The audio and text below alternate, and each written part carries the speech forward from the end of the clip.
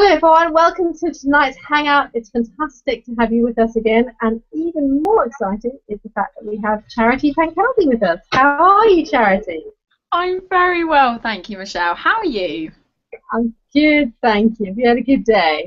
Yeah. I'm fine, by the way, guys. Oh, hi, Dan. No, you guys carry on. It's been varied, Michelle, but it's been absolutely fine. Dan, it's good to have you here too. Thanks, Michelle. Thanks for your courtesy. You're going to make me feel a little bit dizzy if you keep doing that, though. We're swiveling on this swivel chair. Just too tempting. Dan, ask Charity your first question. Let's go for it. Welcome, Charity. It is good to have you with us. Obviously, I've known you quite a long time, but for anyone that doesn't know you, just explain quickly what your role is in a musical context. So whether that's like playing when you play guitar in church or gigs, anything like that. What's your normal kind of musical environment? So it's a little bit varied, actually. So anything from being involved in the worship team at Kingsland, currently just on backing vocals, to also trying to do some more local gigs. I haven't gigged for a while, up until recently, and my new favourite place is Jimmy's Farm. I have like my third gig booked in already for there, which is really cool. Jimmy's Farm? It's just outside Ipswich. It's a really cool little farm, as you might guess. Is it just fun? What? Is it literally just fun? Yeah, there's animals. So you're playing to like a bunch of cows and horses and... No. There's a Butte restaurant as well. Okay. Really lovely. It's quite like it's a rather posh kind of agricultural place. It's great. Okay. I'm a fan. So that's like a secular gig. So you're playing like Christian songs there, or do you play, what kind of music do you play there? So I have actually quite a small repertoire at the moment, which I'm trying to grow, but I mean today I added like a Sugar Babe song to it. Well, actually the other day. So everything's quite varied. My favourite thing to sing is Coldplay. I feel like it's on real two different levels, which I really love. So what everyone hears as a Coldplay song, what I'm singing about is probably something quite different. Anything from Jesus to Joe, which I absolutely love to do. I really love to do crossover music, something that can be kind of can mean two different things. That's what I like to do. Okay. So then, what's your role within the worship side of things? So you go to Kingsland. What does that look like for you? Like, how do you get involved in that way? So I've been involved in the worship team at Kingsland for quite a while now, but only just kind of rejoined back to the Sunday morning team, having been away in South Africa for a good few months. And at the moment, I just do backing vocals kind of on a rota every now and then. And I'm about to start leading in the evenings as well, which I'm looking forward to, co-leading, which I really, really love. It's kind of the opportunity for two people to put their heads together and take shared responsibility, which I actually love. So kind of just as part of the team at the moment, which equally I used to always want to be like the leader, always used to want to be able to lead, whereas now I actually think I prefer just being able to get to be a part of the team and add to it in a different way, which is great. Okay. Obviously, I know you quite well, so I know you've done quite a lot of leading recently. You just mentioned in South Africa. Yeah. So what were you doing? You were leading worship at churches, is that right? Yeah. What did that look like? Yeah, so I went out specifically to spend time at a church called Shoreline in Hout Bay, which is where I became a Christian and lived for a few years when I was younger. And so I went specifically to kind of give back into that church. It's the church that really put into me for a good solid 3 years when I was younger. So that looked like leading every Sunday morning and then being involved in different worship events throughout the week, generally like 3 to 4 different things, as well as being involved in the youth and then quite involved in the local township as well, which is one of my favourite things to do. Wow. Charity, when you is that dangerous, like being... Yeah, rather. I mean, it is, definitely. And I mean, you can go there and be safe. You can stay in all the like safe areas. So I mean, don't let it put you off going, because it's amazing. But at the same time, sometimes it takes a little bit of a risk to share your heart, which is, I suppose, what I was trying to do. Yeah. When you worship, Charity, why do you worship? What does that do to you when you're worshiping? For me, it's about I suppose it's about giving back to God. So like I love worship because I love music, or I love music because I love worship. I'm not really sure which way round it is. I suppose they're just entangled together. I can't separate them personally. And so for me, I believe that music primarily, whether that be in worship, is what is, it really kind of transcends emotions and feelings. So often when people can't express themselves, I find that music just comes and it hits like straight at the heart of things. And that's one of the things that I so love about music. It says somewhere in, like they say about David, that music calms the troubled soul, and I think that is so true, and that is what I love about it. I love the fact that you can connect with people in a way that you can't do in any other way when you bring music in. It's like a universal language, and that's something that I absolutely love about music. And so as part of that, I love that about worship, and I'm passionate about music, so I suppose therefore I've become really passionate in my worship. I want to do it well. I want to give back to God what I feel like He's given to me, because I definitely haven't achieved any musical ability through like my own strength, because I definitely am pretty slack when it comes to being active at doing anything about it. So I really feel like whatever music ability that I may have, that I feel like it's just from Him, and therefore I just want to give it back. You mentioned that you sing everything from Jesus to Joe. Joe was your brother, and very sadly you lost him when you were just a teenager. What happened? Yeah, I was 16 years old when Joe died in a mountaineering accident in Glencoe, right next to the mountain where he shouts "freedom" at the end of Braveheart, which I think is absolutely incredible. Yeah, Joe was working up in Scotland. He just finished his ML, so his mountain leadership training, and he just needed to clock up a few more hours when he was walking, and he tripped and he died. Well, yeah, we think like he died in a mountaineering accident. How has that affected you, particularly as a teenager? How did you cope with it, and what were the key things that took you through that time? It changed my life, and it will do. It will shape the course of my life, because I think when you lose a sibling, or you just lose someone incredibly close to you, in a way that's not, it's not natural at 16 to lose your 21-year-old brother. So ultimately, it changed everything really. In some ways, I have learned so much through this situation. I've learned so much about the sovereignty of God, which seems kind of crazy, because I think at the time but I suppose basically in the lead up to Joe's death, I'd had like the most bizarre week, in that I just couldn't get away from this black cloud that felt like it was hovering over my head, and I was just in a kind of a really distraught, suppressing, almost depressed place, which is something I'd never really experienced before, and it was something I chatted through with Joe and various other people to try and just seek counsel. Like, I didn't know what to do with myself. I remember specifically saying to my mum it was a black cloud above my head, and on the Friday night I spoke to Joe about this situation. He was on the mountain. He had like a pay-as-you-go phone back in those days, and we were chatting, and the phone got cut off, and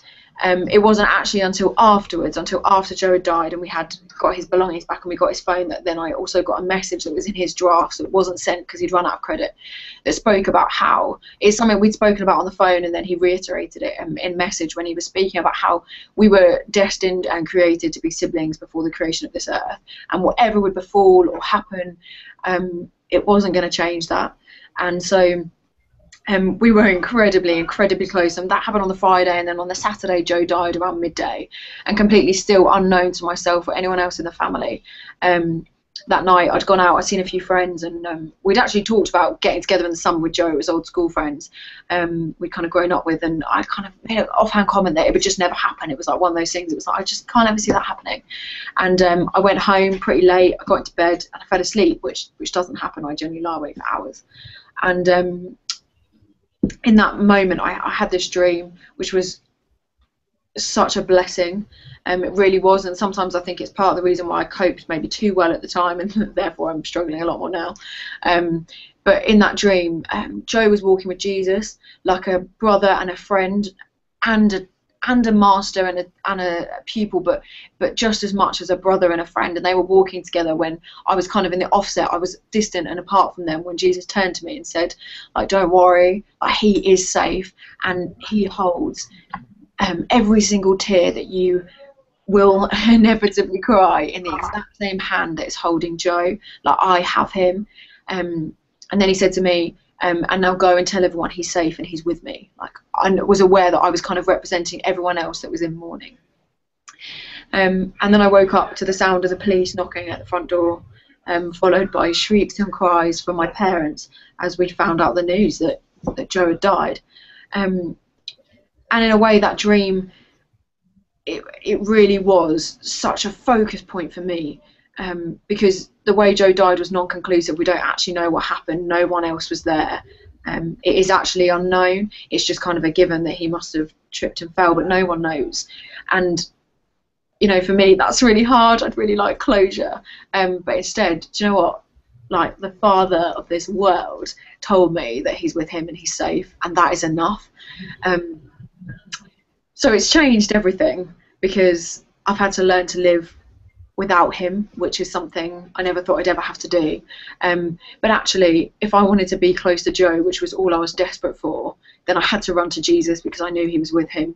So Joe's death pushed me towards Jesus in a way that I'd never experienced before. And I definitely relied on Joe whilst he was here to be almost Jesus to me for a long time, because of just what an incredible person he was and an inspiration and example.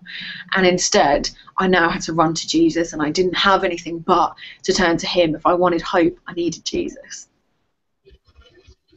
It seems to have actually been something that strengthened your faith. Is that right? Yeah, definitely. I think in more recent years, I found it harder. I've questioned more as I've grown up, because I've been desperate to have things that I feel like have been erased, or I've been desperate to have things that now, you know, I wish me and my brother and my sister could be kind of like a solid unit. And so it's been harder, if I'm honest, in more recent years than it probably was at the time. But it's inevitably strengthened me. Like, I can't, inevitably, I'm desperate to meet with Joe again, and therefore I'm desperate to see Jesus face to face. And you can't be desperate for something and not let it shape and change you. So, go on, Michelle. Sorry, Dan. Okay. I was going to say, so what? Now that kind of you've got the memory of Joe, what because what's the charity that you're now kind of involved with? Just talk a little bit about what you're doing with that. Yeah, so History Maker Foundation was the charity that we started when Joe died. We wanted to be proactive, we wanted to do something, we were desperate to keep his memory alive, we're desperate to just have him kind of in the forefront of our minds and of others. But it's gone from being that selfish one of us to being the one thing we really know about as individuals and as a family is what it's like to grieve, what it's like to go through shock, and what it's like to feel absolutely unbearable, unspeakable pain of losing somebody. And so we decided that what we'd love to do is create a place where a refuge, I think is probably the best way of describing it, a refuge for people who just need to escape. And it's not about running away from your problems, it's about admitting them and saying, I need to be somewhere where I can actually just focus on this. And so specifically for bereavement, so focus on this person. And so we are building a refuge in Hoy, which is an island, one of the Orkney Islands, right at the very top of Scotland. And it'll be a place where people can go either immediately after someone's died, or even 10, 20 years later on, when they're still grieving and they're still living day to day with loss of untimely bereavement.